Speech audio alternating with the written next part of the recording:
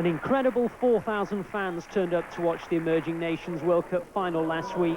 Undaunted by the horrendous weather, they'd come to see whether Ireland could overcome the pre-tournament favourites from the little-known country of the Cook Islands. It's the pinnacle of our brief career so far, but we feel that a good performance tonight will see us to make a statement to the world of the league, and we feel that the future is very bright. This morning we had a personal letter, fax from the Prime Minister urging us on. Last week we had a fax from his deputy and I think one other cabinet minister and the acting Speaker of the House. I think the game will take off. You know, Ireland has done great in the World Cup so far. We're in the final tonight. I'm looking forward to it, and I think that, you know, when we win, hopefully it'll, you know, take off big time back home. We're prepared for an arm wrestle, and we're prepared to put our bodies on the line, not only for ourselves but for the team and for our country, and I think that'll be the decisive factor, and we should come out with victory at the end. For their part, Ireland had come to the final having won Group 2. It was a crucial tournament for them in many ways. Simply their participation had already begun to attract new supporters in Ireland. Rugby league in Ireland, it is a minority sport. Public awareness isn't very high, and what we do need is media interest. People will not get to know unless the game is actually played and it's covered by the media. And a competition just like this has really taken off. People are starting to look up. People are seeing it in the papers. Articles are getting bigger, and as I say, public awareness is growing. The side comprised almost entirely of homegrown amateur talent. There was a smattering of professionals, though, like Oldham captain Martin Crompton. This is probably the biggest game of most of the players' lives, and it is an opportunity to put themselves in the shop window, as they will say. And I'm sure that if they can produce the goods, then hopefully some of the lads will go on to professional ranks like myself. One player who'd attracted scouting interest was teenage fullback Gavin Gordon, a player whose involvement in the Irish Rugby League squad had caused him to be banned by the Irish Rugby Union. They've backed down a good bit. I think they've, you know, they're okay now about it. They've sent a letter to my house and to my school saying that none of the Irish guys will be banned, which is good. And I don't think there'll be a problem in the future, which is good to see the two sets coming together. Gordon scored a hat-trick in the opening game against Moldova, and for the game to develop in Ireland, players of his ilk could be crucial. If youngsters can see Gordon's future developing, they too might want to follow suit. It's very important in as much that they can see a career path within the game, and that's not necessarily meaning professionalism or anything like that, but they can strive and enjoy the sport. And then see, once a year, there are some good tours, some international competitions, World Cup every couple of years, say, fixtures around Europe. And that's, you know, as a goal for any sportsman is very important. The Cook Islands, meanwhile, had looked awesome, running in tries at will in taking Group 1. It was a particularly special achievement when considering how little each player knew of each other before the tournament started. I'd only met one other player beforehand and hadn't played against him or anything, but I was more or less just proud to make the side, and we had a week training camp before we were ever going to play our first game, so we were just going to get in and do the hard yards there and hopefully come together as a team, and as it's proven, we're doing okay. The players had been like ambassadors for their tiny country. They had in effect put the islands on the map.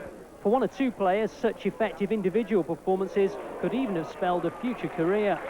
I think everybody came here to lift the name of the Cook Islands and to lift the game in the Cook Islands. I don't think there's anything about that. If there's a spin-off, again, you know, as with the tourism thing, if there's a spin-off which says that you can spend the next 2 years of your life playing football in England, provided you can handle the conditions, well and good. The conditions for the final were dreadful.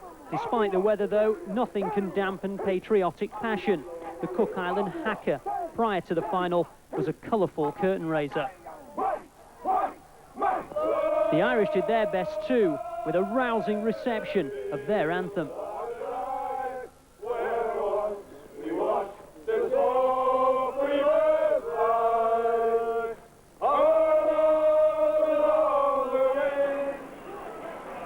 Anthems over, it was the Irish who then drew the first blood. Martin Crompton's skyer, causing all sorts of problems, and the slippy ball dropping into the path of Phelan Comerford.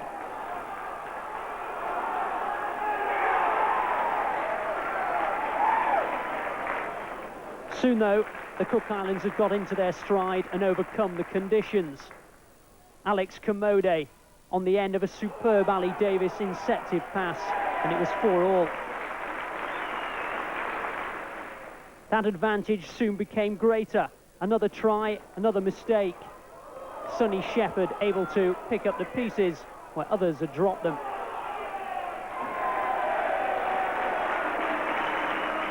The crucial moment in the match, though, came late in the second half.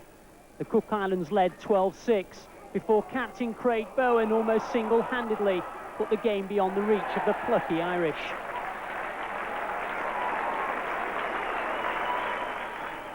It scarcely mattered that just on the hooter, that lead was extended still further.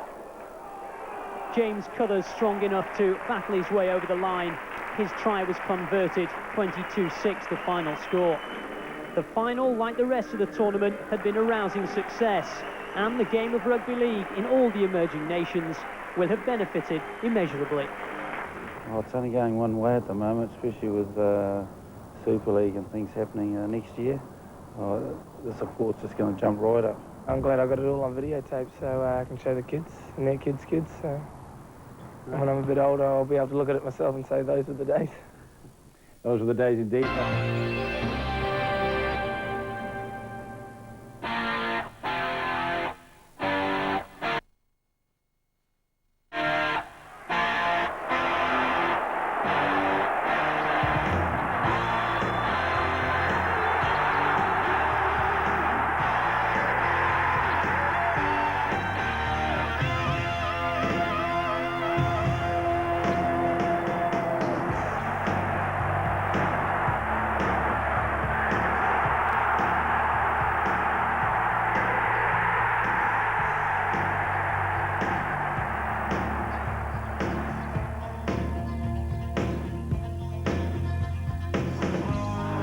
To Boston, and Boston is one to beat, and Boston's into the corner for a try, the first try of the match. Karelius, inside to Murphy. Murphy going nicely away, looking for Sullivan. Sullivan takes it. Sullivan will go into the corner. Sullivan's into the corner, and it's a great down by Sullivan.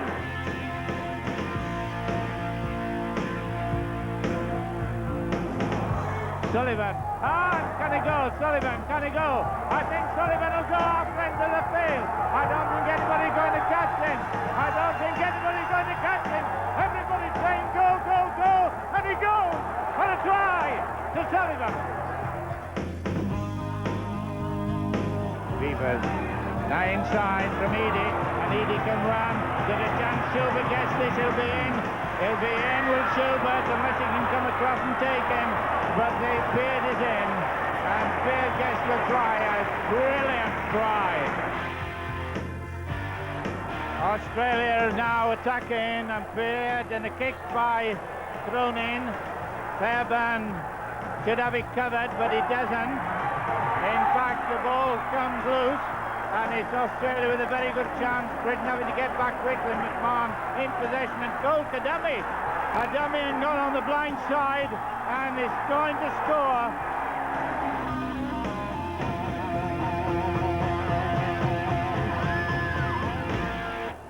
Walters, the good ball to Renouf. Renouf's into the corner. Oh, it's a try!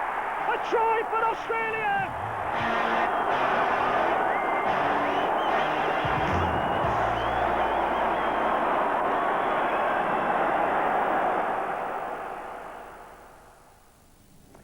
In 100 years of rugby league history, there was no more important month than October 1995, the Halifax Centenary Rugby League World Cup.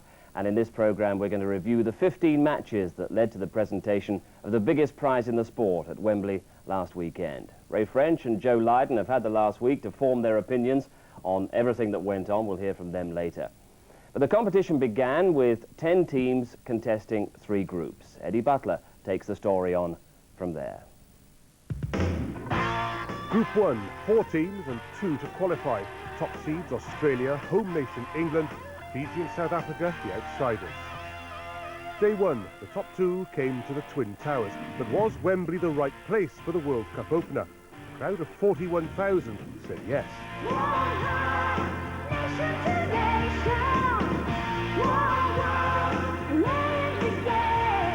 Miss Diana Ross.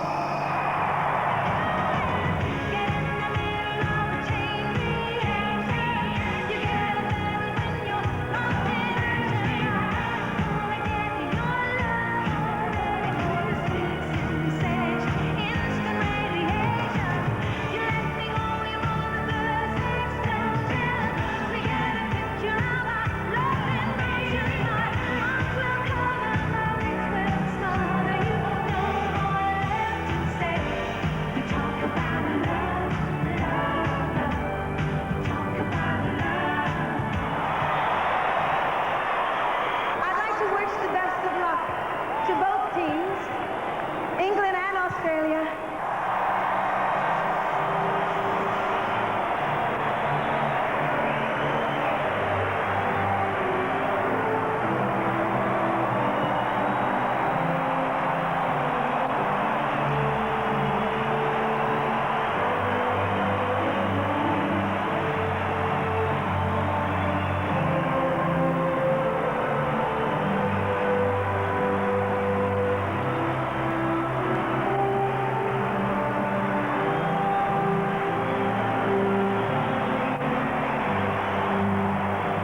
The 1995 Halifax Centenary World Cup about to get underway. The top two seeds, England v Australia from Group 1.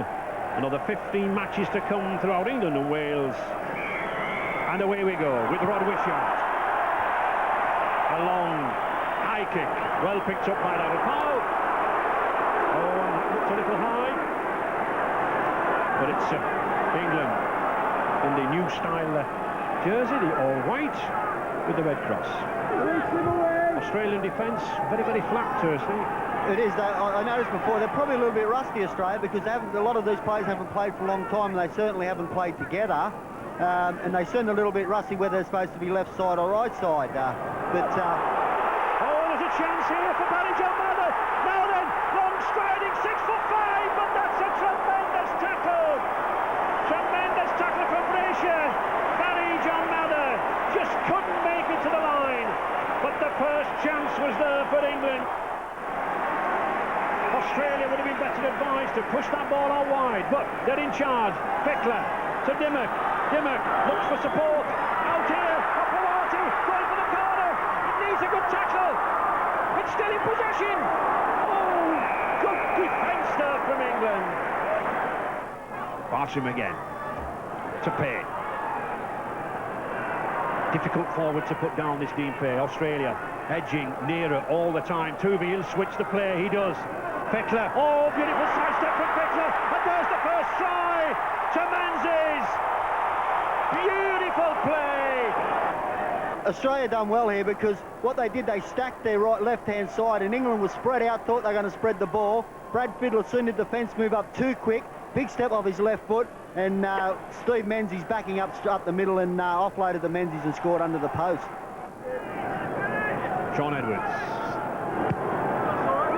That's a good high one now then. That is a tester on Brescia. Oh, he's lost it! Almost a chance there for John Bentley. That's the first time that England have gone to the high kick. Brasher, as you say, covered it well, but at the last minute took his eye off it possibly. Spilled the ball. That could have been a try for England if it had gone to hand. This is a good time to get the football. It's only about 5 minutes to go before half-time, and they can put plenty of pressure on Australia here. Oh, Andy Farrell going for the line! And Andy Farrell has scored! Superb run down the blind side! The very try that England wanted! Excellent effort from Andy Farrell, justifying his place at loose forward, using his strength from the base of the scrum to get over the line. Paul Newler, not been in the game too much. Ooh, almost in the game there. Just held there by Aussie centre Coyne. And there is the hooter. A good, solid, strong performance from England. 6-4 for Australia. 40 minutes to come. Plenty of action remaining. At least the rain has stopped. It won't trouble the players too much in the second half, and I don't think it's troubling these Fijian dancers too much either.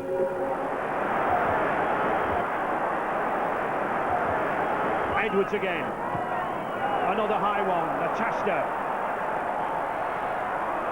Play on, I think. Yes, play on to Barijamana. Driving for that line. He flicked it behind him. Going for the line. Jason Robinson. Oh, can't get it down, surely. He's on his back. He was fighting frantically to turn himself over.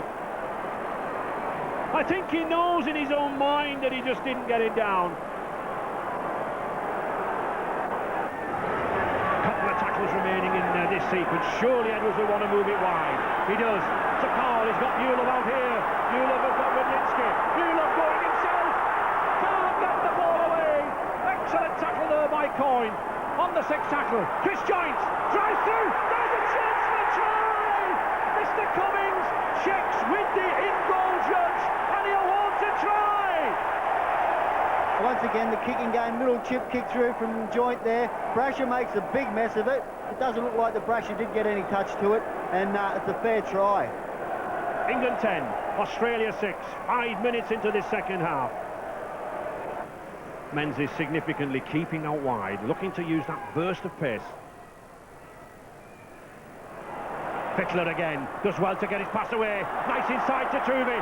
This time to Coyne, he's got Wishart inside him. Good covering there from Paul Newlove.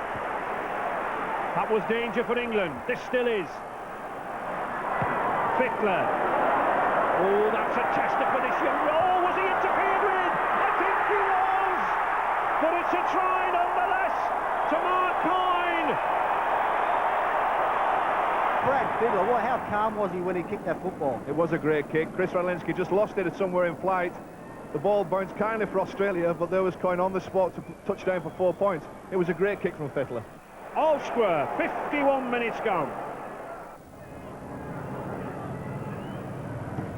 Jackson. Opawati misjudging it. Oh, and he loses it. Here's a chance for Jason Robinson. He's in on the corner. Oh, an error by the wingman. Pressure football by England. They kicked into the corners. Opawati tried to bring it out. Good chase by England. Good defence. I think it was Phil Clark that came up with a crucial tackle that spilled the ball.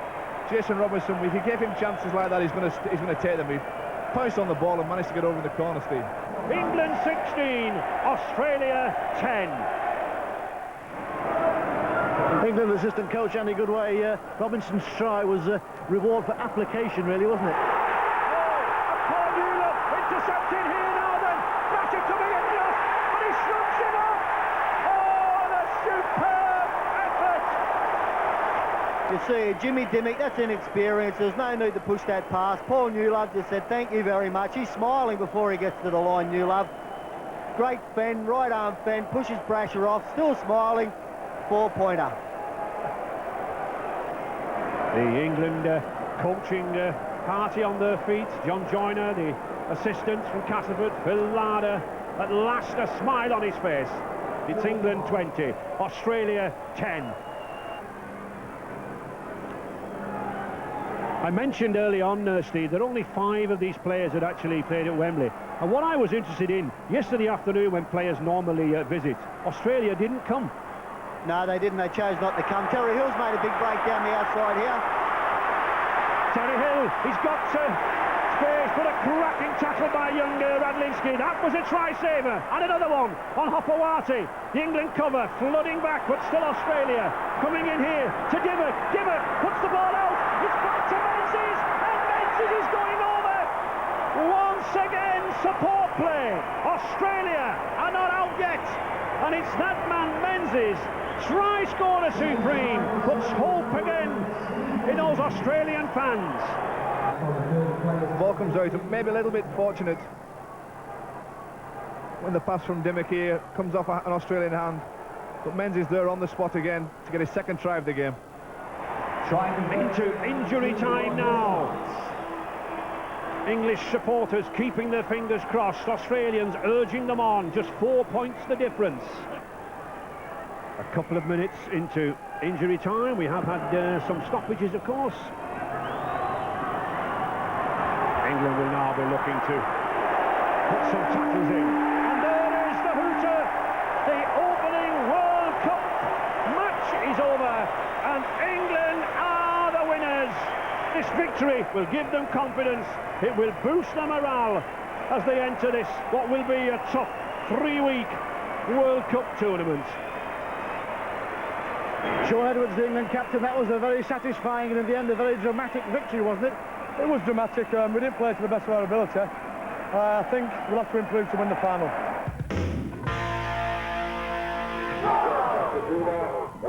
The World Cup moved north. No Diana Ross here. The pre-match entertainment a little more challenging. Fiji adding exuberance to the tournament. South Africa, the unknown quantity. The emerging nations of rugby league.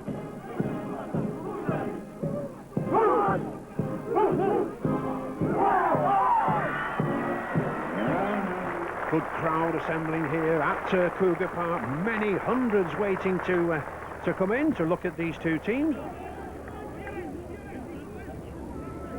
Many of these Fijians, again, recent converts from Union, many playing with local clubs like the Nadi Dragons, but others playing with Australian clubs. And a good charge there by County Balu, driving towards the line, put down, good defence.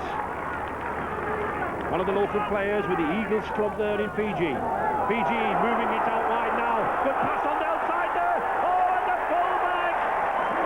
Sabo Tambua nips in for the first try. Just 5 metres from the line. Rather stray pass picked up by Sofa Tambua. Oh, he gets away there on the outside. Putting inside. Looks like Nandru Koo. Still the pressure on the Batties. Ballot again. The Rhinos charging near, getting ever closer, looking for the first try. Alkmaar, little grubber kick. Comes off. It was offside. Come Offside. on. Yeah, he's in front. 2 more points from Van Wyk. Edging nearer are the Rhinos.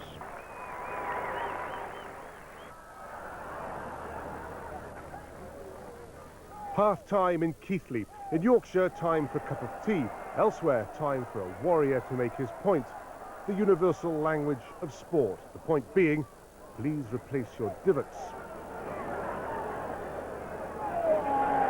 The other Fijians turning on the power in the second half, piling up their points.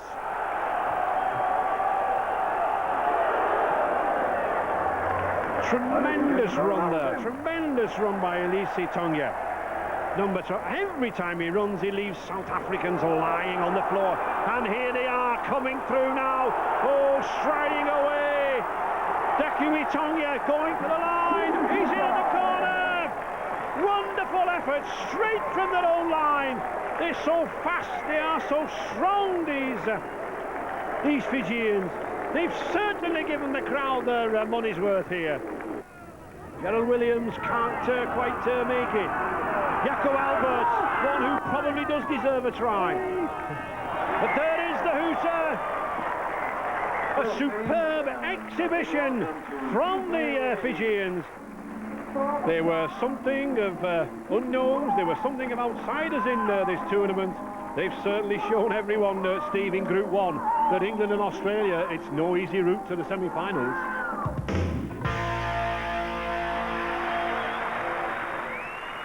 A record crowd for rugby league at Gateshead. A rare day for Paul Harragon, captaining Australia for the first time, despite a fracture of his cheek. In the crowd, scouts from the other code, Sir John Hall and Rob Andrew, perhaps trying to tempt a few to go north to Newcastle. Andrew Johns moving it well with brother Matthew. Oh, and that's superb down the far side there, Danny Moore. And it's Hopewati racing in for the second try. A try. Well, he's not too hurt. A little bit of a hurdling practice. And again, those spin passes moving out. Oh, and it's Matthew Johns this time. Racing in. Again, looking for support. He finds it.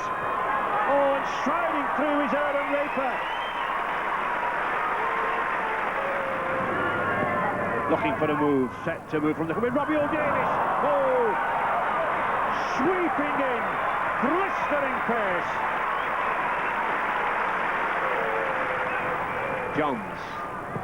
Johns again, oh, and it's stopped. And McGregor striding through. Straight pass, he's got support with him. Jim Dimmock going all the way. Johnson again there, but it's a try. The tap penalty. But Australia's defence is usually sound around the just look how close the difference there on the Australian line, how close the defenders are to the acting half-back position. 2 or 3 either side, no way through. South Africa have to push it wide. Oh, he was almost over. It's going. Oh yes, he's over at the corner. Gideon Watts. Well, he has a black eye, he has a cut head. But there's one thing, he has a try. Gideon Watts, the first try of the tournament for South Africa. And the fans are delighted by that.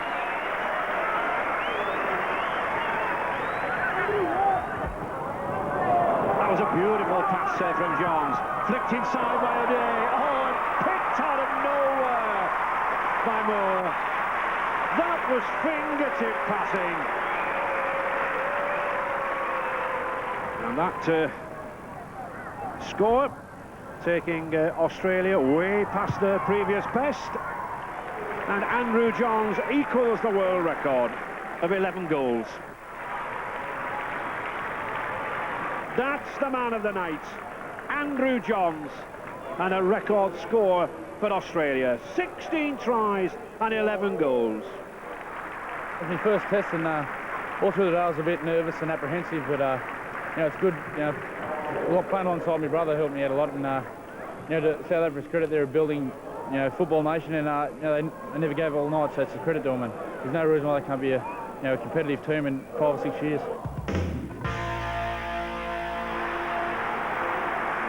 England and Fiji at Wigan, 26,000 at Central Park, and the kick-off delayed to allow the crowd to pack into the ground. Shaun Edwards on the bench for England, rumours of an injured knee. Edwards just a spectator at what seemed like a pretty end-to-end game. Smith, short pass to Farrell. Oh, he's got Newland on this side. Oh, he shrugs off the ball. Joe Radlinski looks for confirmation from the in-goal judge, and he gets the first try.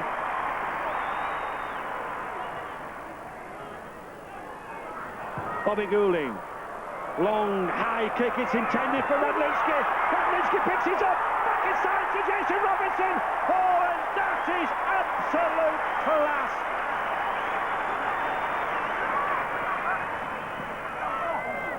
Switch to Tony Smith, good sidestep from the Casamon lad. Jason Robinson saw that there was no way through, pushed it out wide here. Bobby Goulding, Paul Newland going for that line. He's got support here, he's got John Bentley. And John Bentley, he's in for the try at the corner.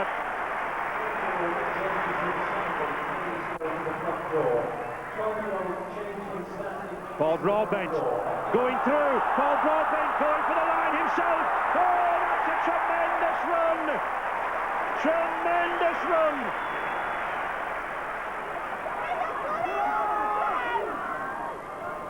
No way through. He's determined to have a go at a try. Goulding again tries to repeat the trick of the first one. Oh, Jason Robinson! He's in there at the corner. Well, delight on Robinson's face. England have pulled the trick once, and they pulled the trick again. Bobby Goulding. Oh, Horton fairly steaming through here. There's the pace of that lad. Oh, wonderful try for Simon Horton. What a day for the teenagers.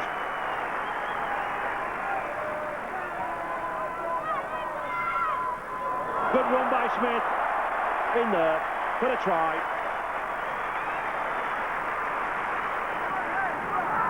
Steve McCurry drives at the heart of defence. Goulding puts Newlove away. Good try for Paul Newlove. The pass was perfection. Rugby league's not an easy game no matter who you play. 46-0. We were just happy with their scoreline more than anything. We stood strong in defence, and they're a very good attacking side to keep the ball alive, and we stood really strong and didn't let them score any points, and that's the most pleasing part about tonight. The 13 now for the semi-final has not been finalised, but everybody in the squad now has had a start, and I learned quite a few things about certain players tonight. The McAlpine Stadium, sporting jewel of Huddersfield. And the reigning champions Australia looking for safe passage through to the semi-final at the expense of Fiji. Tooby, wide, Fittler. But again, Fittler's pass, not reaching the defender, and a Fijian hand to it. So a couple of mistakes there from Brad Fittler, Steve. Yeah, they're moving up very quick on in the Fijians. But it's here, Tim Brasher in the line. Tooby, out to winger number 2 there, Dallas. He's gone outside his opposite number. Brett Dallas picks up the first try of the game. So, Australia in Fiji 22, Dean Pay, number 8. Tooby at 7, looking for an opening, Tooby. Unloads to 6, Fittler. Looks like gaps open here for Steve Menzies. He's in. Steve Menzies has come up with the 3rd try of the game. With the Fijian captain Lee Ngalangi. Lee, you've got the crowd on your side again, but you're going to need a bit more than that, I would think, aren't you? Of course, they're a good side, they're a well-drilled side. We just have to hang on to the ball and probably have come up with some points. Fiji got a bit of flair, which they could show us, haven't they? You will see a lot more in the second half. Fiji, unfortunately, not able to reveal much more in the second half. The traffic all one way. Australians.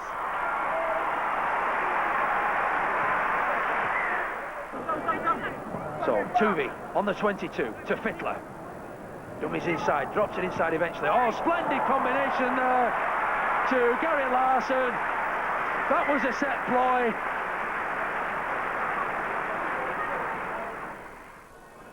Graham Murray was telling me that the Fijians, they pray before a match, they pray after a match, and they're praying there that to thank God that nobody's been seriously injured, and that's all a part of their sport. They're just true sportsmen. The last match in Group 1 at Headingley, Leeds, England and South Africa. England already through to the semis, and now it was just a question of playing for places, selection for the big games to come. Goulding, Howell. Good slip to Phil Clark. Phil Clark, he's got Pickney himself, and Nick Pickney scores the first try. England now in full flow. The slip to Chris Joynt, back to Clark, to Andy Platt. Again, good tackle there from Gideon Watts. Goulding putting the kick through, and the chase for a fire, but well read by Kumbi. I think in a way, Joe, you know, there's perhaps possibly been too much talk in the press about, you know, South Africa's defeats, 52-6 by Fiji, 86-6 by Australia, and perhaps there was a complacency in this England side. I think the coaching staff of England have tried to cancel that out this week, saying that they shouldn't be complacent. They are all playing for World Cup semi-final spots. Oh, and there is one man playing for a semi-final spot, Simon Horton, and somehow I think he's certain to be in the 17. Goulding running across the face of the post, Goulding going himself, cuts inside, clever play from Goulding. It's Radlinski in at the corner there. Paul Cook looking to squeeze in, but no, just look at the cover from South Africa there. 3 men across, and the prop forward was across at the corner there, Gideon Watts. Well, I think when they're giving medals out for Hart, Joe, these two South African props, Watts and Boyson, they must be first in the queue. But it's England on the attack. Powell changes direction, he gets it to 17 Sampson, and in he goes.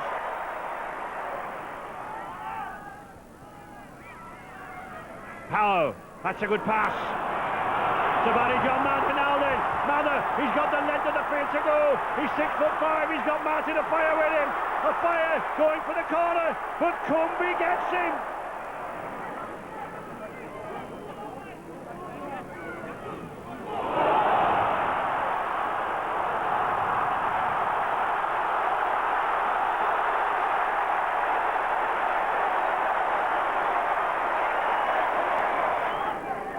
On the fifth tackle. Now then, will they put a high ball up in the air? Will they go for it? They do.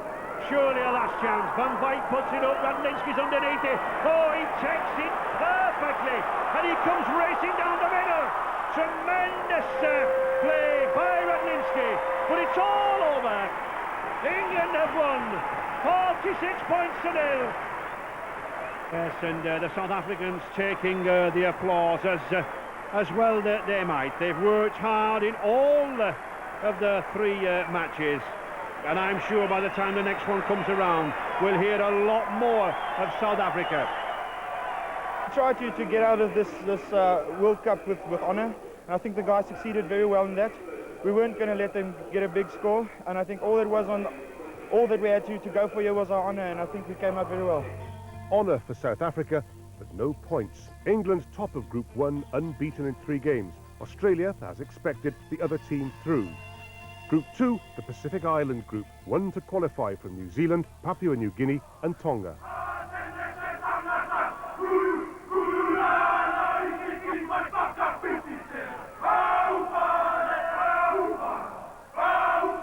New Zealand, Group 2 favourites. And Tonga, supposedly depleted by losing Jim Dimmock and John Hopoate to Australia.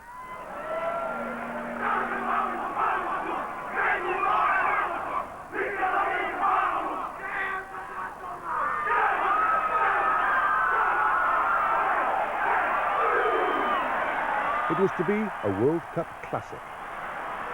Driving hard, Marcelo. Good position there. This Tongan side. See though the white line of the New Zealand try area there.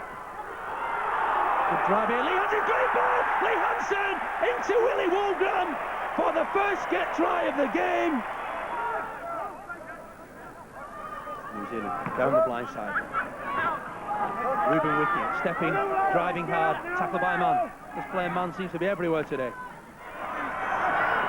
Kearney, Blackmore on the inside, tackled by Hansen.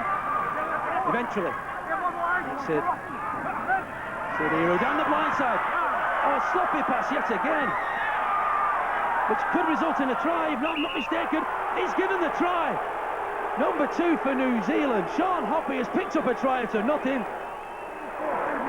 So now, Stacey Jones teasing this defence, bringing Ponga on the angled run. Ball inside, Stephen Kearney running well. Matthew Ridge in support. Henry Powell there. He's here, Stacey Jones outside there. Tony Kemp try on the outside. The Tongan defence finally cut to shreds by this New Zealand attacking machine. Yeah, they're keeping the ball alive now, New Zealand. They want another try just before the half-time interval. Henry Paul in, out, stepping, inside there. Quintin Ponga looking to unload. Driving hard, so it's New Zealand looking to get some more points on the board. 5th tackle, down the blind side. Tony Kemp, short pass there. Richie Blackmore. Try for New Zealand.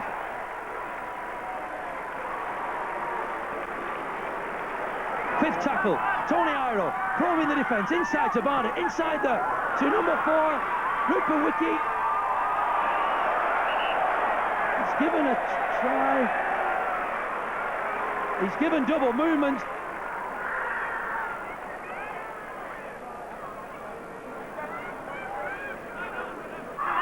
So now the blind way man, dummy inside, pass outside. He's still retaining it. Little right at times of the passing, but they've still got it. 6th tackle. Little chip over the top. He's fumbled it, number 3. It's a try! A try there by Tofa. Well, there we see Namu. Numerous stitches in that cheekbone injury. Number 5 by Corsa. Bringing inside. Gutensal driving hard. 1 or 2 swinging arms here and there, but nothing to the displeasure of... and it's a kick through here for Van Corsa. He may have scored! He He may have scored from that super kick through in the corner.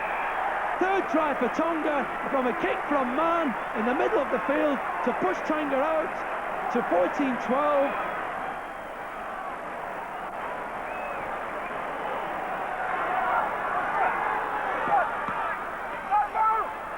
Number 2, Sean Hoppy, giving his forwards a break, driving away. 61 minutes gone, Joe.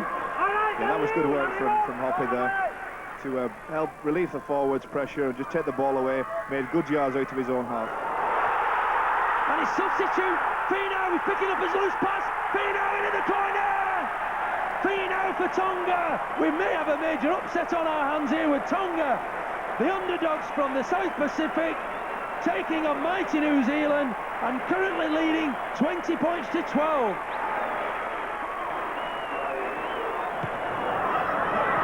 Kick into the corner there from number 7, Wolfgram.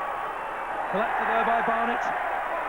And look at that tackling from Tufa, who pushed him into his in-goal area. A dreadful mistake, and that'll result in a penalty to Tonga in front of the post. They must surely now take the 2 points. He does. No problem.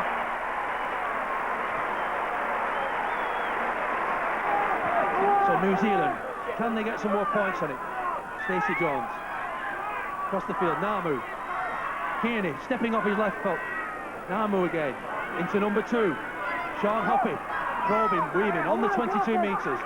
New Zealand chasing the game here now. Stacey Jones up the blind side. Throws one out the back door. Collected by Namu. Henry Paul in possession. Pass to Matthew Ridge on the break. Matthew Ridge. He took the scene. He scored.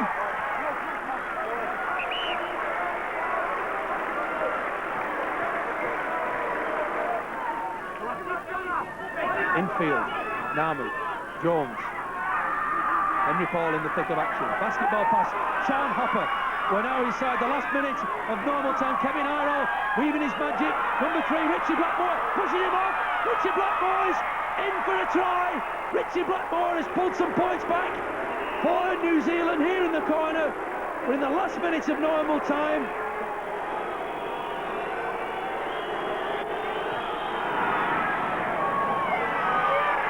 And Matthew Ridge, the pressure kicker supreme, has kicked the conversion to make it 24-all. They surely must go for the 1 point here. Well, they're going for the try on the left. Kevin Iroh, 5 yards from the line. 5 yards from the line. What can New Zealand do? Tongan defence. Henry Paul, the magician, he's been there within drop goal striking range. I would guess Ridge saw one of those plays. Matthew Ridge forced him off. Plenty of time. He scored the drop goal. Matthew Ridge has saved the game for New Zealand.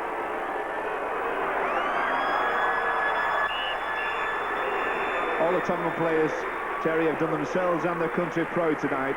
They've played some excellent football. They've come here new to the world stage and played excellent. Yeah, you've certainly made some friends here tonight. Well, yeah, and you know, I guess the people back home in the Kingdom of Tonga and the people that are over here with us are extremely proud of the team performance. It was a good team performance, right from the coaching staff to the people of St Helens, from Mike McLennan's group who have helped us.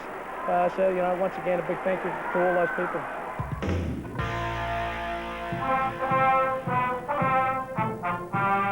Papua New Guinea, the only country in the World Cup where rugby league is the national sport.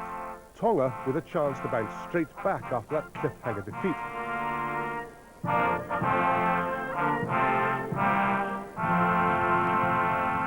And how? No hangover here apparently. Tonga 20-0 in the lead, but then in the second half, the start of a headache. Here we go, from Papua New Guinea, get some points on the board. Bring this game alive once again. Number 9, down the blind side, Elias Pio. Done it a couple of times and he's teasing this defence, Joe.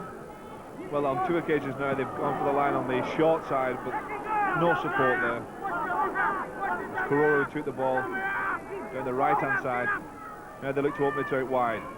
Lamb, half-back partnership, bringing the centres into play. Good strong run here from number 4. Number 4, O'Connor, inside to Lamb.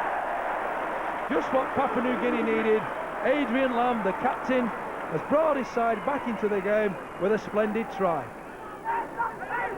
Little switch move. Number 8, Evai, tried to unload, lost it, then regained it. The referees kept with play, no mistake there. Lamb across the field there. Papua New Guinea, gap a mile wide there. Number 1 there, Buko coming in. Gaps appearing in this Tonga defence. Can Papua New Guinea score? Number 6 there, Jean. No. 5th tackle coming up. Can Papua New Guinea get some more points? Number 9 there. Pio. He's scored. Pio scored underneath the post. Elias Pio making it Tonga 20, Papua New Guinea 10. What can Papua New Guinea do to some more points on the board? Number 12, Nanda Yer, driving onto this near side. Tackled by Tonga. Number 16 there on for PNG. Marcus Bai. And a very lively run to accompany his first touch of the ball. Going across field here, but straightening up here by David Buko. On the inside, he's in for a try. David Buko shot through the Tonga defence for a splendid try.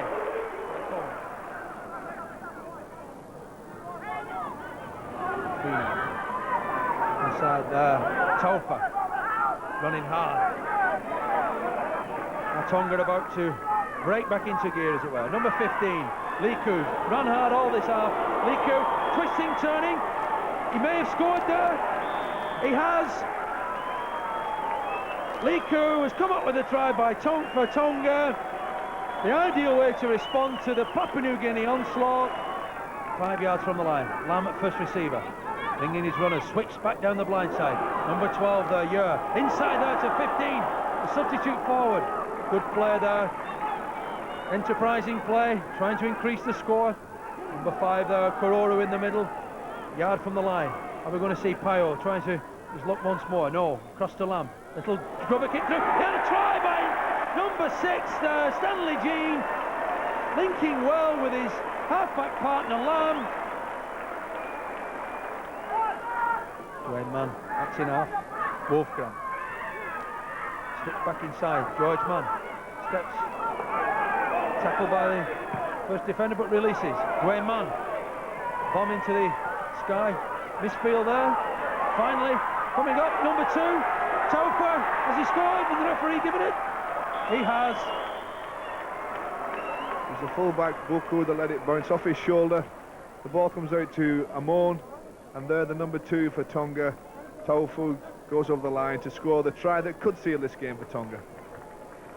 6 points would equalise this game and conclude things. Adrian Lamb on the inside there to substitute.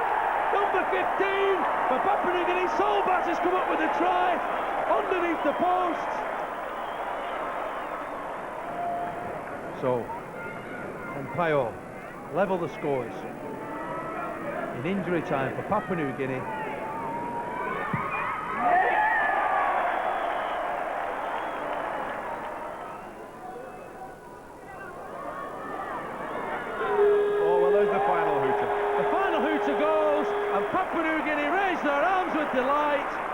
They've scored in the 2nd minute of injury time to thrill this crowd of over 5,000 here at Humberside, to bring the scoreline back to 28 points all. New Zealand were at St Helens on Friday. Yeah, that's another task. We played New Zealand twice last year and we're unsuccessful both times, but you know, this is the World Cup and there's a lot of upsets to go, so hopefully it'll be one then too. New Zealand at Knowsley Road, St Helens against Papua New Guinea.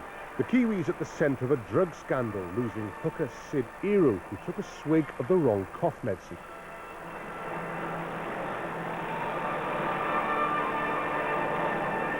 In the place of the suspended Ero for the Group 2 decider, in came ex-captain Gary Freeman at hooker. Henry Paul, twisting, dodging, gets a good pass out there to Williams. No way through. Looking for the high kick from Freeman. It's a good one. It's testing Buko. Oh, Matthew Ridge has caught it. And Matthew Ridge has scored. Oh, Superb steal there from the Kiwi full-back and captain. New Zealand just inside the Kumuls 20-metre area. Good, solid defence there from the Kumuls, swinging it wide now. Across to Stacey Jones. Jones, good pass over there. Oh, and it's Blackmore racing in. Good play in midfield. Good play in midfield. And he certainly drived to these forwards. And it's Gary Freeman again. In a little bother. I think Gary Freeman using the knee initially and then using the elbow.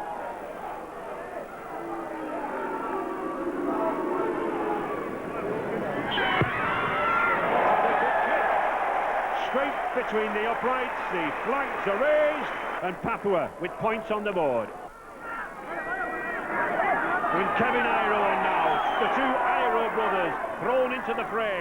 Obviously, Adrian Lamb going for the line himself. He just can't get through. Blistering pace, this Kumu skipper. Payo driving forward.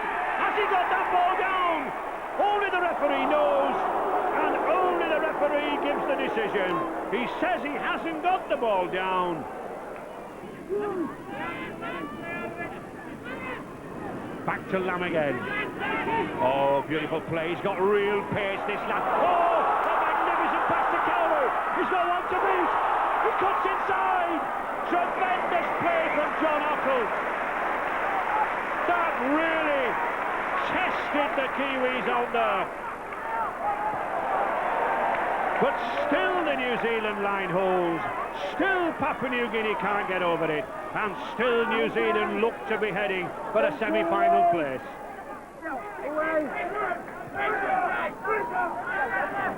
Lamb. That's a good pass from the substitute there. Solver. Tremendous handling skills here now. Oh, it's Marcus Bai. He's going for the line. Oh, and he's in. Wonderful effort. And at last the Kumuls are over there.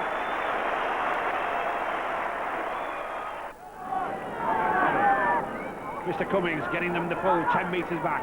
Jones again. Paul, little switch round. Oh, he sends the big centre. Blackmore racing through. And it's a try for Sean Hoppy.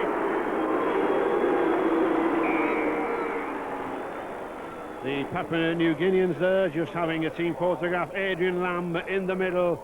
They'll treasure this photograph in years to come. New Zealand in the end clear winners of Group 2 and through to face Australia in the semi-final. Group 3, Wales, like England, enjoying playing on home soil, France and Western Samoa.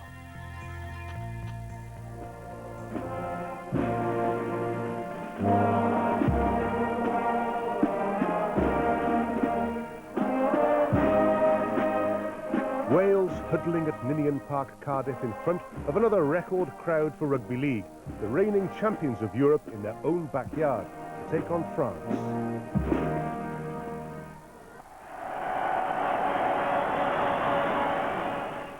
But it's still Wales in possession. Jonathan Davies back again. Here's one man who doesn't need any weightlifting. Oh, Paul Moriarty just couldn't get up there. But he's really causing problems. On the fifth tackle, back to Davies. Good ball to Harris. Alan Bateman's got Sullivan. He's in at the corner. Oh, that was crisp passing. That was slick by the Welsh three-quarter line. To Valero. Picked up superbly by Alan Bertman. Ever alert there. Davies going from the acting half-back position. Gets a good pass to Harris. To Sullivan. Sullivan going for the wing, but he's... Oh, beautiful change of pace. Superb change of pace by the St. Helens wingman. Back to Harris. Harris coming more and more now. More adventures from that full-back position. To Martin Hall. Hall finds Ellis again. Good long pass to Devereux. Davies is out wide. Davies, the ball to Anthony Sullivan. And Sullivan's in for his hat-trick. Wonderful rugby again.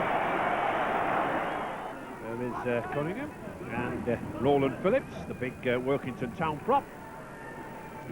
Good pass from Torre there, and Fage. Jonathan Davies hurt himself. Oh, good run by Shamaran, he's got support, and it's a good try to Torre. That was good running. We stressed that these Frenchmen have the class, the footballing ability. Wales with a pair of problems. An injury to Jonathan Davies, the standoff injured, making this tackle. And there was a debate over the number of replacements Wales had used. It all ended happily enough, no penalty for overdoing the substitutes, and Davies fit for the next match, and further tries from Iestyn Harris and John Devereux, seeing them safely through.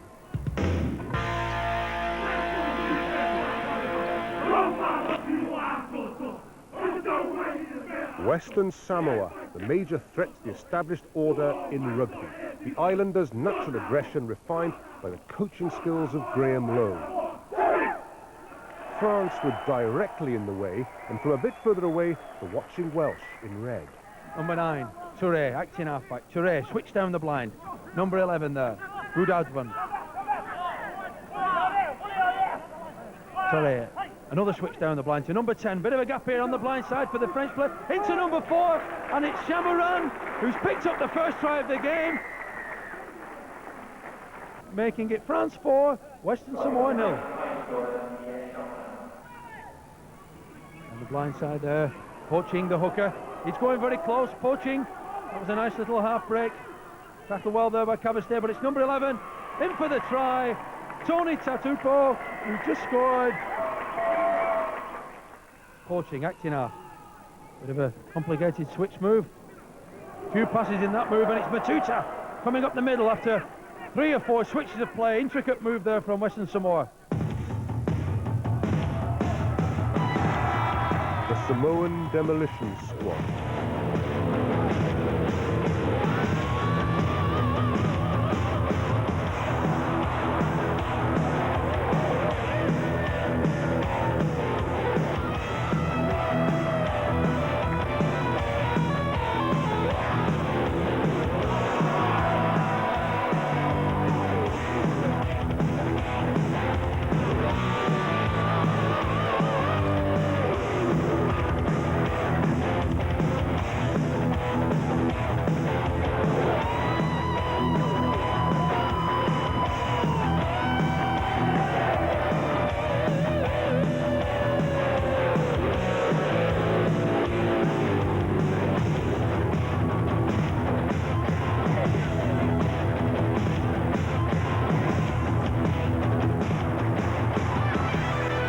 Swept aside, food for thought for the men in red. Glad that we finished what we've come here to do in our first game, and whilst obviously it will be the big game that we're looking forward to, the fact that they beat France so comfortably the other night, it sets it up for a great finale for the pools game.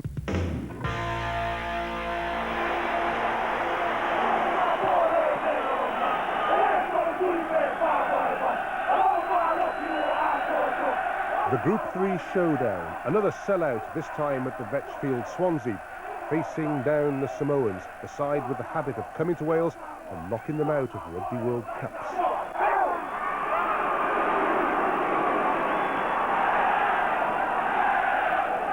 Ellis to Davis. Wide pass out here to young Iestyn Harris, only 19 years old. Twiggamala read that very good. He came out up quick in the defensive line and cut Harris off. Davis stepping through the middle. Devereux off his right leg onto the 22 metres line. All teasing the defence. Ellis looking to go wide. Good wide pass from Ellis. Bringing in Quinnell, straightens up. Scott Quinnell up to the fullback. Can he get over? No, he's held there. Just on the line. Great tackle there from number 2. He's sent Tia a party to Sim then. He's judging that he's pulled Quinnell over after he's told him to play the ball.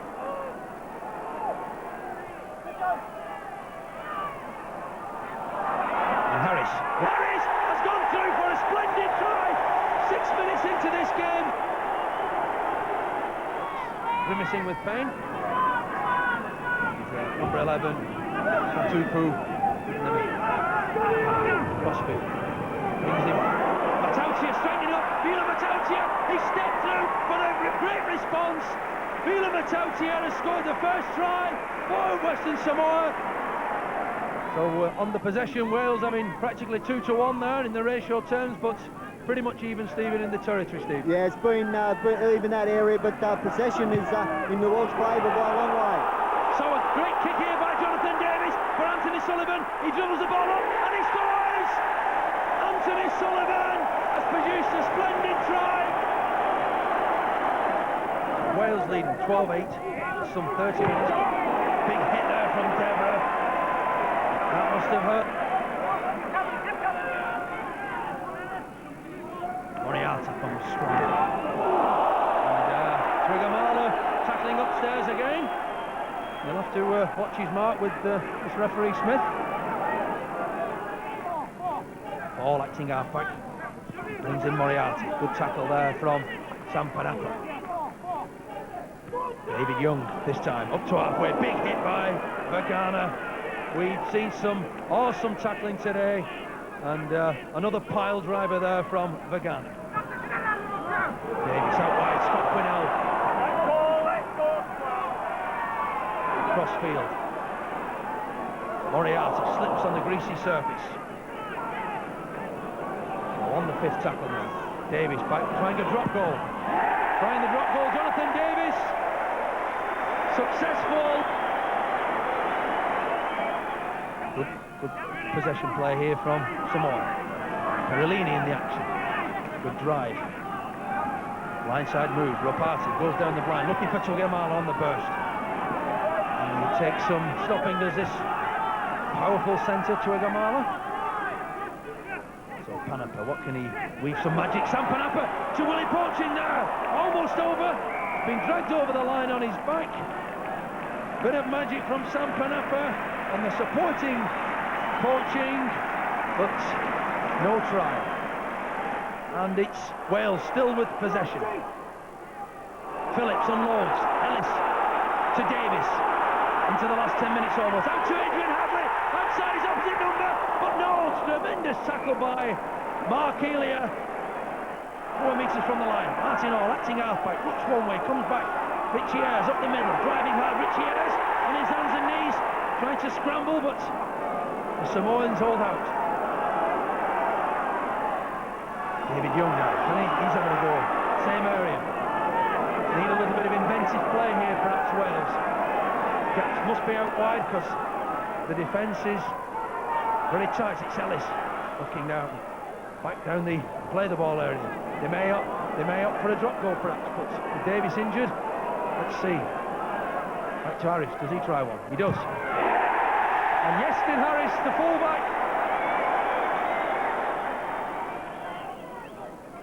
Lethargic attack here. But the Samoans throwing the ball around and come up with Roland Phillips.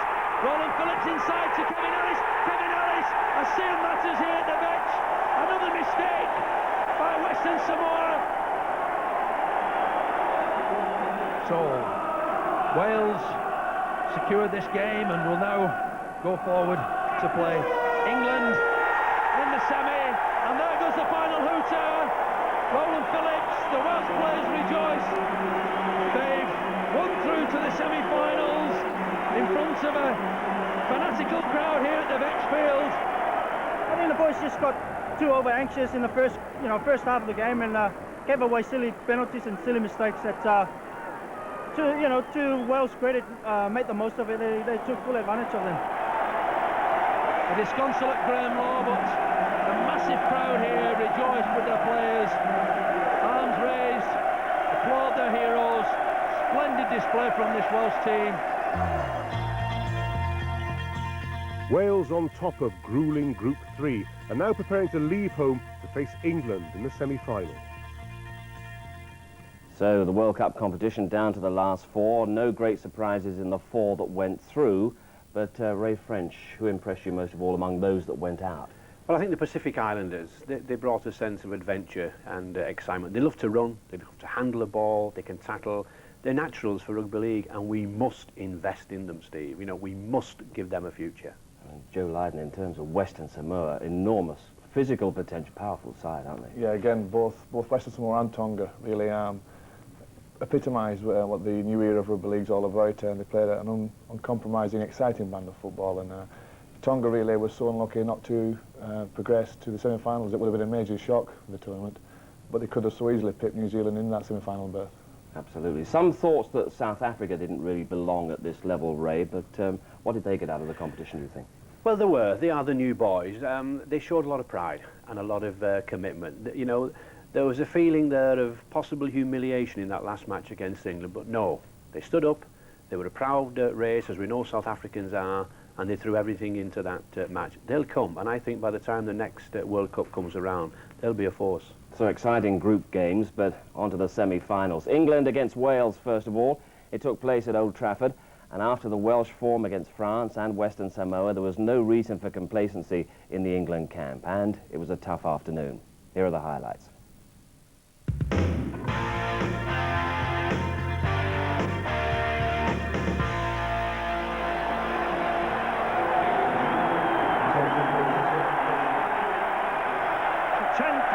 Fans from Wales trekked north to give Wales a tremendous welcome.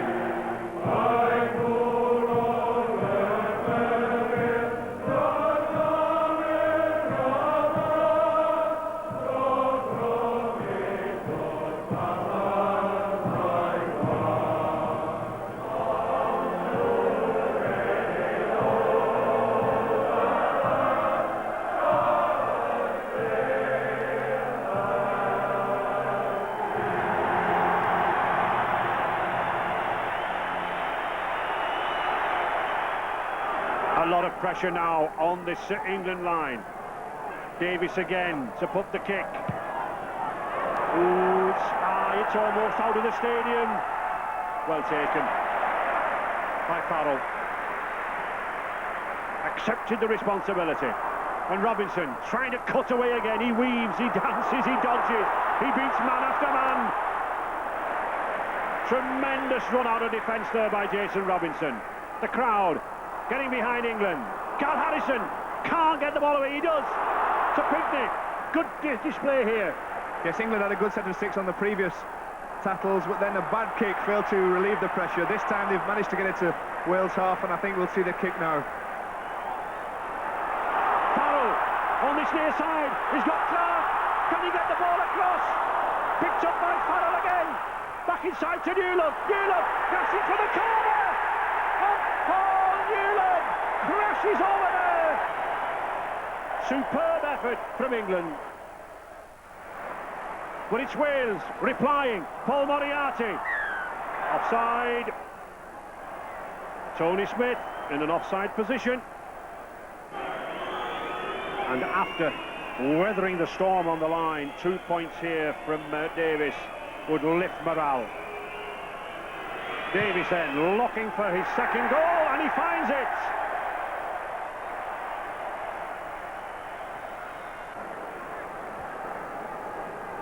Radlinski.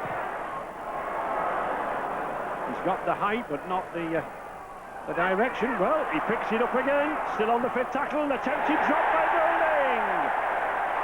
And it is there. Bobby Goulding. Quick drop goal. And that edges England out further.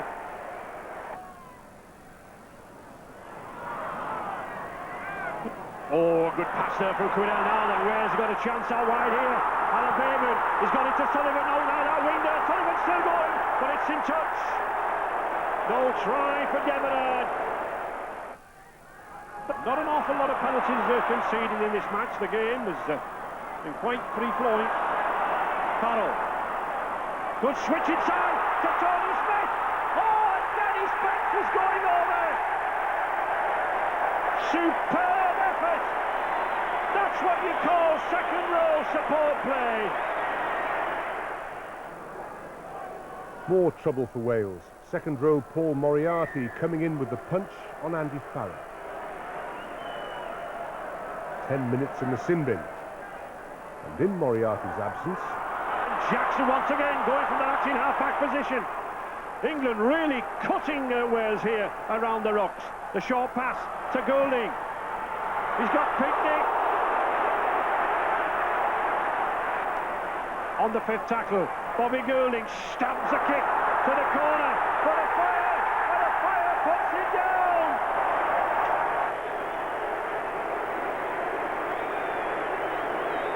Mike Griffiths and Mike Nicholas there wondering, you know, he's checking his watch, just what they can do to break down this English defence. This England pack troubling at Wales. Bobby Goulding again putting that kick for the fire. The fire's there! Oh, the fire's got that ball again! I think he bounces this one down. Let's see, he does. That is not a try. Mr. Hawley had nothing to say, and it counts as 4 points. No way forward. Back to Ellis again. Davis in midfield with a little space. Got Ellis with him. Roland Phillips. Can he get the ball away? No, he can't. Good tackle from Roland Phillips. Plays the ball himself. Phillips going to the corner. Oh, yes! And at last, Wales strike back. Number 16, Roland Phillips gives the Welsh support something to shout about. Cock Gibbs can't escape the clutches of Newland, but still Wales come forward. Paul Moriarty charging to that line. Gets it away to Ellis. Ellis. Oh, the double from Ellis. He's going to the line. He's just held up there. A foot short. But it's still Wales. Pressing. Skerritt drives in. But that was good cover by England. Well, Sean Edwards looks bored by it all, but I'm pretty certain he's not. And Mr. Ward just sending Dean Sampson off, I think, to the blood bin. Carl Harrison coming back on. Bateman, Sullivan, trying to go around Robertson. He does. Anthony Sullivan going for the corner. Oh, a magnificent tackle from Redlinski. That was a superb effort from Anthony Sullivan. But there's Redlinski. Cassidy. Penalties conceded there, 13. That's not a lot for a game of this intensity. Apart from those couple of high tackles, not too many indiscretions. Oh, beautiful ball to Clark, and he's over. Took everyone by surprise. Phil Clark racing on to that pass, surely to clinch England's place in that final at Wembley. Bobby Goulding looking for his first goal of the afternoon, and I think he finds it, he does. So, a further 2 points from man of the match, Bobby Goulding. And there is the hooter. A gallant effort from Wales here at Old Trafford. But England, rightly I think the winners, 25 points to 10. Smiles on the England faces.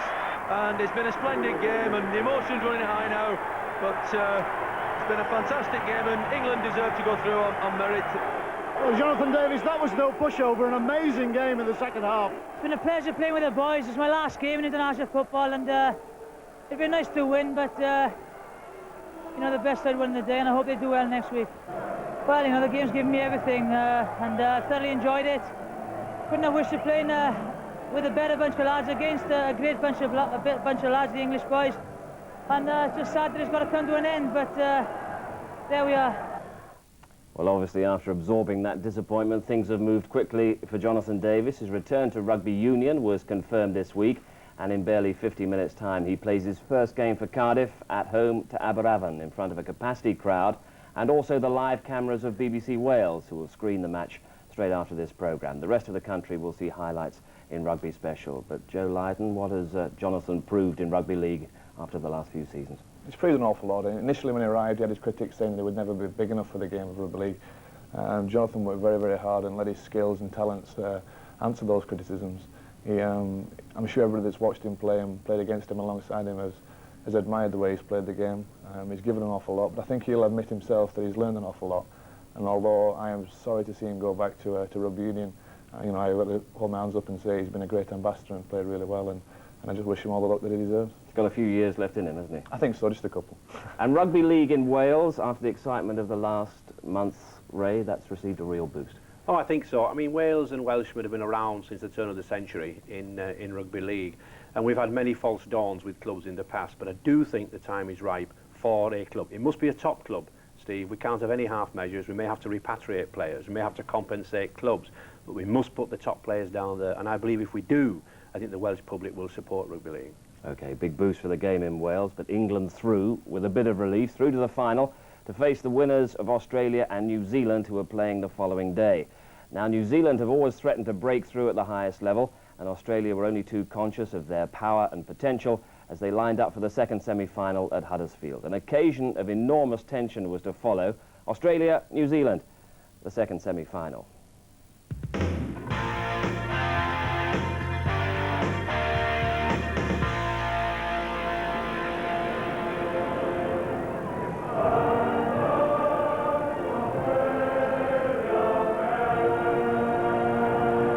From Wales v England on a Saturday to a Sunday, from near neighbours from the south, Australia and New Zealand, the Kangaroos with the advantage of having beaten the Kiwis 3-0 in a recent test series.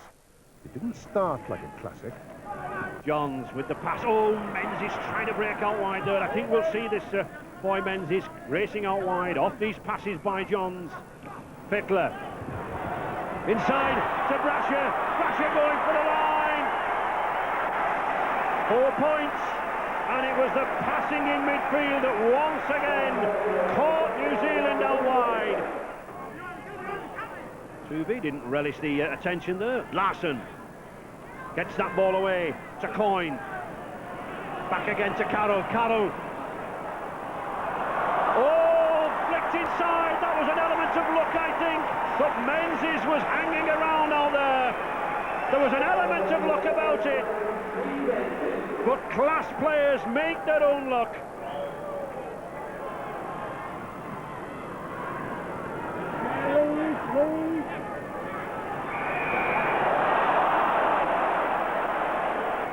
Problems there.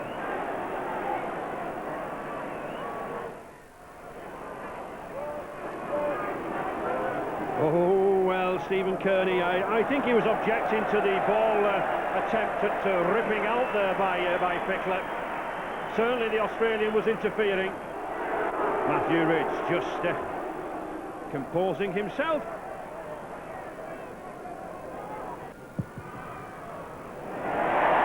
Oh, and he gets the 2 points. So, the New Zealand skipper bringing New Zealand back into this game. This is the danger time now for New Zealand. Closing minutes of this half. Australia looking for another try. Out to Dean Pay, good release from Pay. Johns again to Menzies.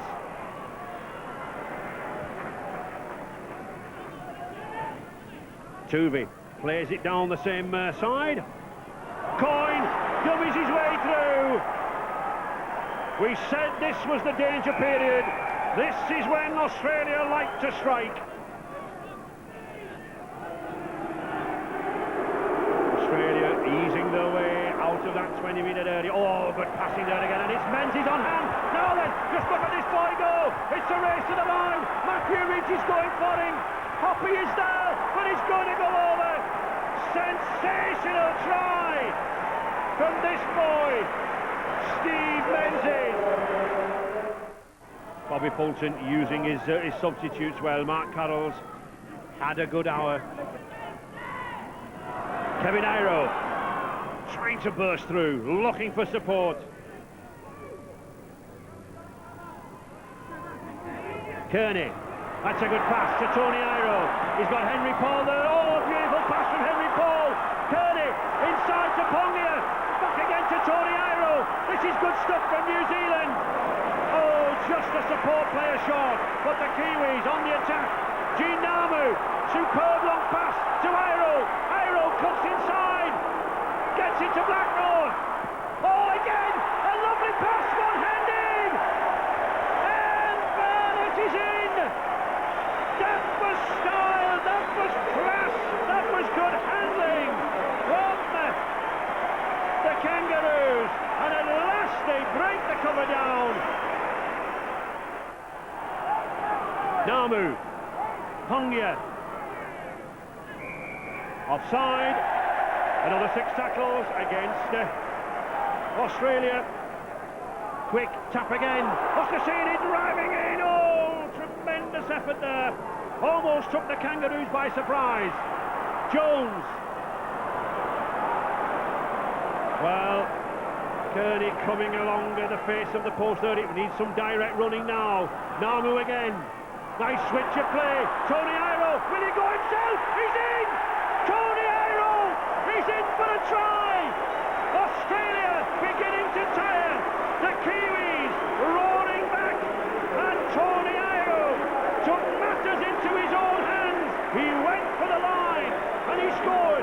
9 minutes remaining, 6 points the difference. Tuvey to Johns. Matthew Ridge is underneath it. Oh, that's a tricky one. Oh, he's lost it. They've all lost it. That was a very, very tricky kick, that. Brasher lost it. New Zealand lost it. Oh, and quickly played by Henry Paul. Surely he was interfered with, and that will be a sin bin, I'm certain. Yes, he's going. Terry Hill into the sin bin. So, 3 minutes remaining. Australia down to 12 men.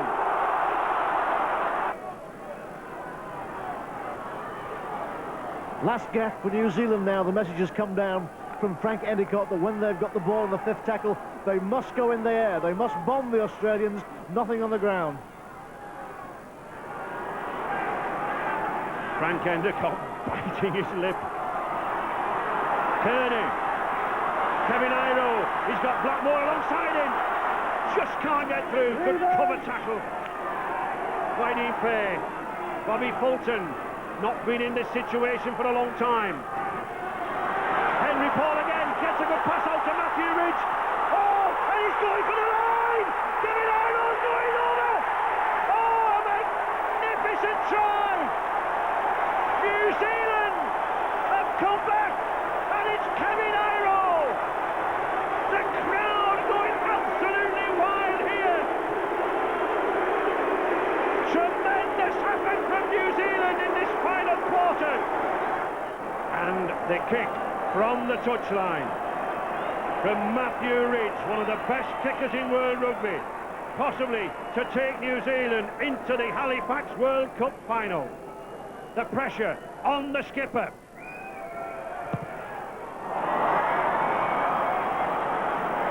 No goal, no conversion. Oohs and ahs from the crowd. Half a minute remaining, locked at 20 points each. Looking for a quick play the ball. Pongia, it goes to Ridge. Is he going to have a shot at goal? Left-footed, he does. It's a huge one. Just to the left of the upright. Wonderful effort there from Matthew Ridge. There it is, all square at full time. 20 points each. Wonderful effort. But they've got a further 2 10-minute periods now of extra time. I couldn't understand him. What I did tell him was that when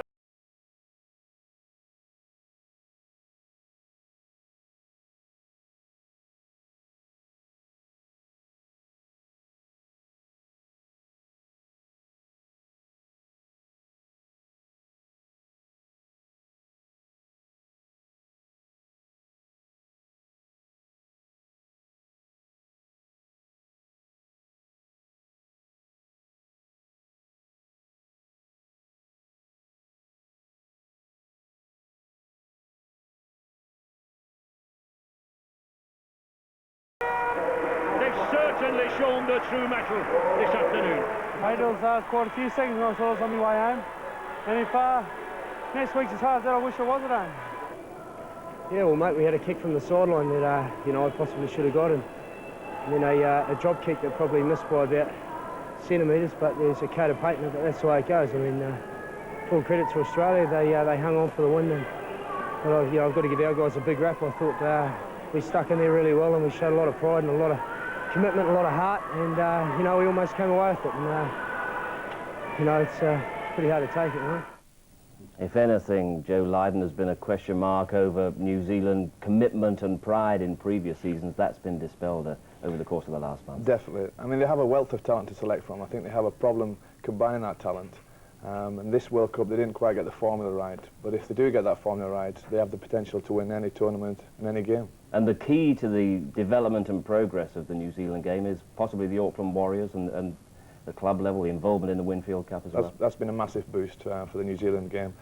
They have the profile now, they're in the Australian Winfield Cup, and they compete at the top level. Not only does it draw the crowds in, but it also brings the juniors through, and as I say, it's great for the game. Well, they came desperately close to the final, but just before reviewing that final, let's turn our attention to the competition that was running parallel to the World Cup, the Emerging Nations competition, which was underlining the international growth of rugby league. 7 teams took part: Russia, Scotland, the USA, Moldova, Morocco, but the final would be between Ireland and the Cook Islands, and it took place on a rather bad night weather-wise at Gig Lane, Bury, but raised certainly a fair bit of Pacific passion on show. There was. It took the Cook Islanders some time to get used to the very bad weather. It really did pour down, but they brought, as you can see, commission and passion to the game. Good handlers, good runners, every one of them, from 1 to 13. They really enjoy running with this football team. Well, the Cook Islands would eventually win it by 22 points to 6, but what have the Irish proved during the course of this competition, Ray? Well, the Irish, again, have developed tremendously over the past couple of years. They were very brave in this match. They were outclassed in the end by a lot of players who have played regularly in the New Zealand leagues. But it would be a great boost to those amateur clubs that have now been set up both north and south of the border. That was the Cook Islands try that eventually sealed their victory, 22 points to 6. So they lift the first trophy in this centenary World Cup, but the main event was played out just 4 days later. Could England achieve their second victory over Australia in the space of 3 weeks and reclaim the World Cup for the first time since 1972? Well, in front of a 65,000 crowd at Wembley, the Halifax Centenary Rugby League World Cup final, England taking on the holders Australia, and after the pre-match entertainment, will the status quo survive?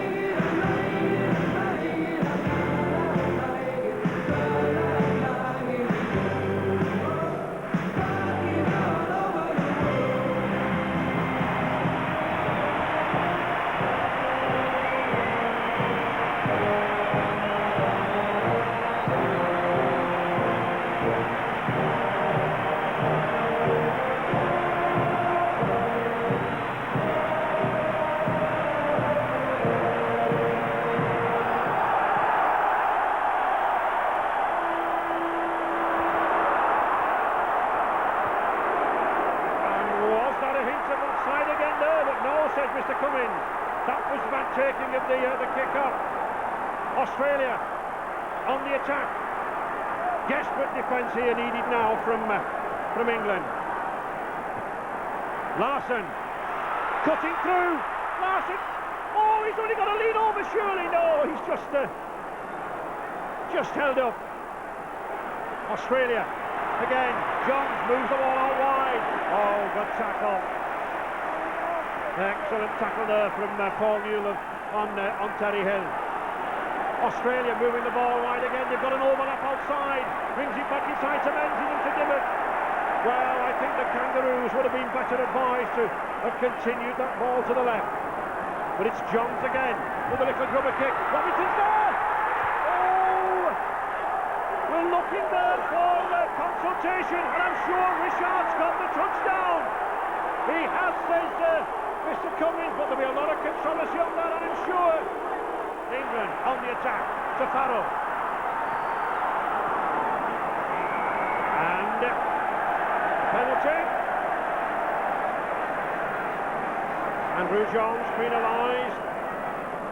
Lying on again at the tackle. Bobby Goulding then, looking to add another 3 points. He does, but only just. On the fire, going away. Now then, the fire. Can he go all the way? I think he will. Marking a fire going to the corner. Oh, he's just caught at the corner. Just caught at the corner. The crowd roar for a try, but he won't be.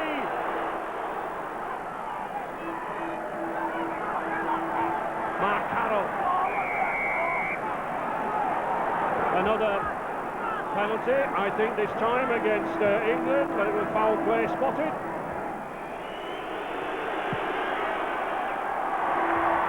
And it is another 2 for Australia.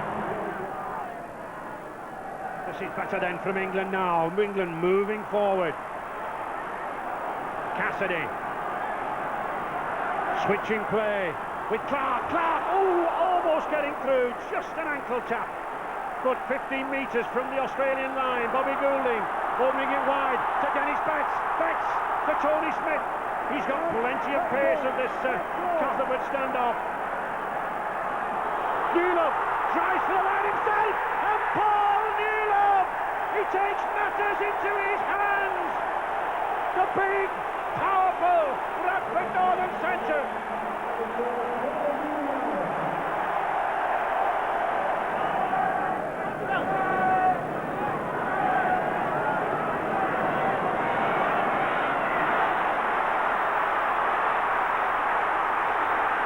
Menzies, well picked up by Chris Rodlinski. That was a vital tackle. 1 tackle remaining. Oh, Australia going for the line! Intercepted by Phil Clark! Dennis Betts, time for the captain to inspire. To Tony Smith! Tony Smith! He's got tremendous... Oh! Did he trip over Brasher, or did he fall over? Whatever. England want to keep the ball moving. To Bobby Goulding. Goulding tries to cut through the middle, but again, good cover there from Gary Larson. England on the attack. Andy Farrell puts a little rubber kick in behind Dallas. Oh, it's a teaser. Hits the touching goal. On the 5th tackle, Toovey. Danger here down this left-hand side. Fixed it again, trying to kick. Oh, he gets the ricochet. It's still in play on the 6th tackle. England must move out quickly. They can't let Australia keep it that ball. Jones going for the line. Oh, Radlinski. Is he going to give a try? I think he is. He's giving a try to Brasher. And Australia go in the lead at a vital stage in this game.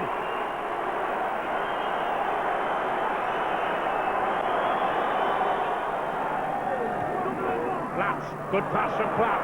Jackson, England opening up now. Betts, oh, good tackle and a good pass. Farrell, a beautiful ball out there to Clark, but that's good cover from Australia.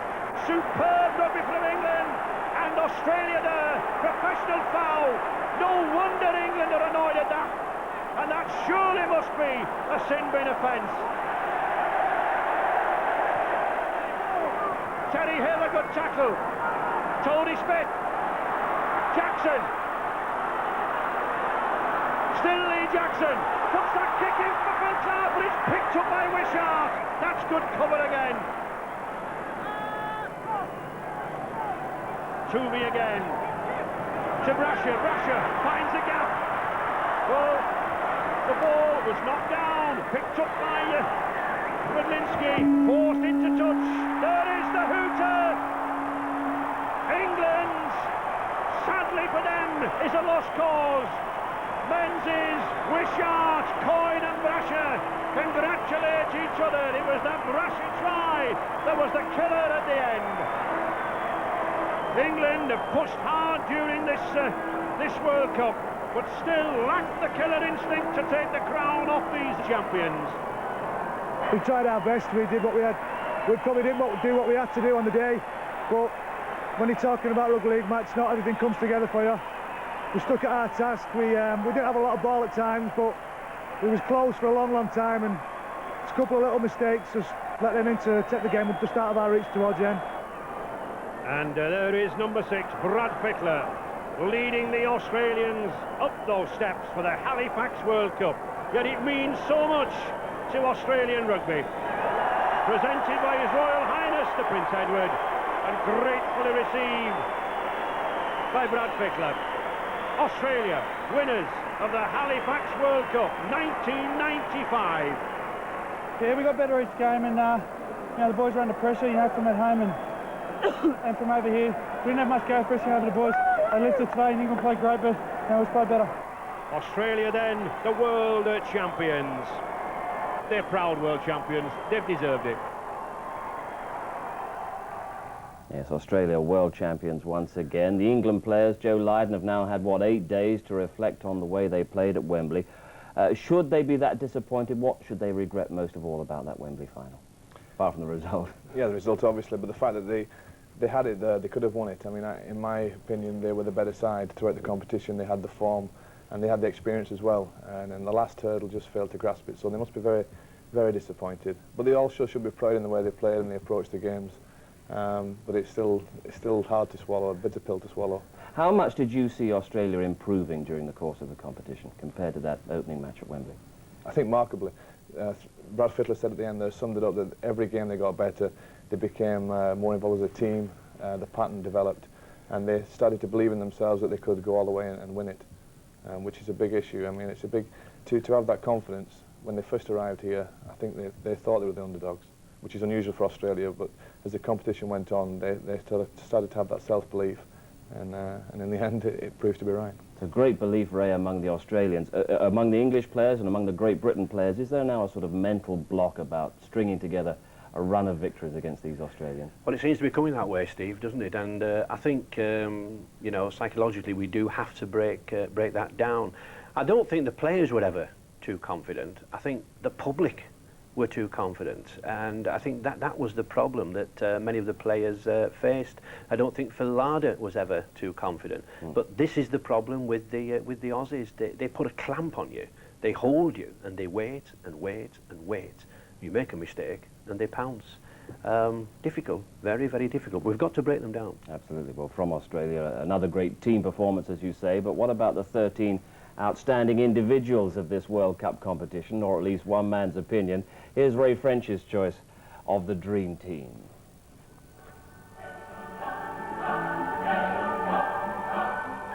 Iestyn Harris from Wales, a talented teenager, yet like the best of players, able to ride a tackle.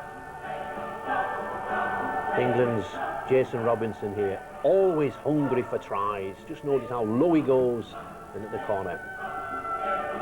Blackmore, New Zealand's major strike force, a power in the middle for the Kiwis. And Paul Newell of my other centre, not just a powerful player, but pace, deceptive here.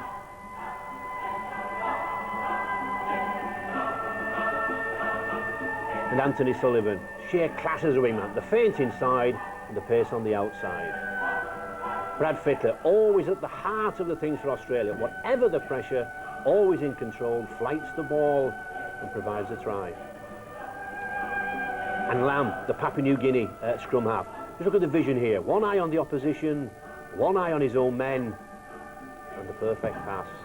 And Dean Pay, driving in, powerful. A second row normally, but pace for a prop forward. And Andrew Johns, here playing in a half-back role, but with the passing skills that caused Bobby Fulton to move him to hooker. David Wesley, for me, 21 years age, Papua New Guinea, Canberra Raiders prop forward. He took the Kiwi pack on his own at Nosey Road and almost won. And when you're picking a second row, you want attack. Here, Steve Menzies, with pace, the power to hand off from Australia. And also, you want defence. And that's why I've gone for Larson, Gary Larson. And you need a footballer at loose forward. Andy Farrell, Played under a handicap in the final, needed painkillers, but a master kicker and passer of the ball.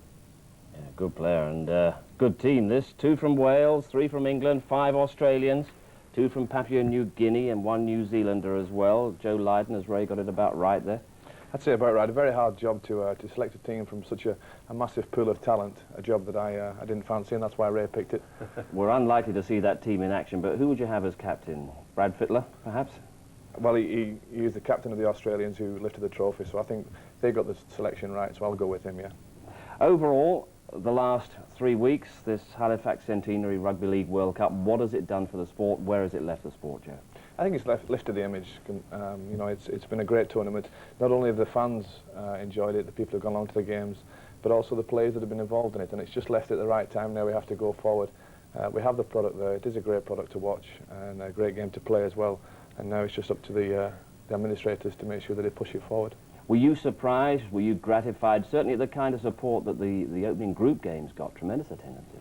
Not really, because I think it was a little bit of an unknown quantity. People turned out to watch the island teams play. It's a different style of football, but a very exciting style of rugby. And that's what they came to see, and they were pleased with what they saw, I'm sure. And a lot is going to happen, Ray, in the sport over the next couple of seasons. When can we expect the next World Cup? Rumours of a couple of years' time? Well, there is talk of rumours of the World Cup in 2 years' time, with hopefully 16 nations. I think that's a very, very good move.